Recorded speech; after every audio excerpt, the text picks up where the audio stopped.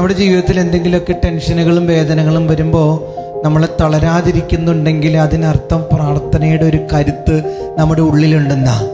ഇപ്പം നിങ്ങൾ അച്ഛനെ കേട്ടുകൊണ്ടിരിക്കുമ്പോൾ ആരെങ്കിലും ഉള്ളിൽ പറയുന്നുണ്ട്, എനിക്ക് ഈ ടെൻഷൻ എടുക്കാൻ പറ്റണില്ല, എനിക്ക് വേദന എടുക്കാൻ പറ്റണില്ല, ഞാൻ ആകെ അസ്വസ്ഥനാണെന്ന് നിങ്ങൾ പറയുന്നുണ്ടെങ്കിലും നിങ്ങൾക്ക് പ്രാർത്ഥനയില്ലെന്ന് അതിനർത്ഥം.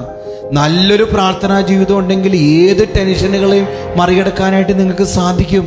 അതുകൊണ്ട് പ്രാർത്ഥിക്കണം. തളർന്നവരെ, തകർന്നവരെ, നിങ്ങളോട് അച്ഛൻ പറയാണ്, എഴുന്നേക്ക്, ഈശോയുടെ മുന്നിൽ വാ, മുട്ടുമേൽ നിന്ന് പ്രാർത്ഥിക്കുക. എല്ലാ പ്രതിസന്ധികളെയും മറികടക്കാനുള്ള ഒരേ ഒരു മരുന്ന് പ്രാർത്ഥനയാട്ടോ. അതുകൊണ്ടല്ലേ കർത്താവ് ലൂക്ക 23:46 പ്രാർത്ഥനയുടെ മനുഷ്യനായി ഈശോ പറയാണ്, അവസാന നിമിഷങ്ങളിൽ കുരിശിൽ കിടക്കുമ്പോൾ, പിതാവേ, അങ്ങയുടെ കരങ്ങളിൽ എൻ്റെ ആത്മാവിനെ ഞാൻ സമർപ്പിക്കുന്നു എന്ന്. ഈശോയുടെ കരങ്ങളിലേക്ക് നമ്മുടെ ജീവിതത്തെ സമർപ്പിക്കുന്ന പ്രക്രിയയാണ് പ്രാർത്ഥന. പ്രാർത്ഥിക്കണം കേട്ടോ.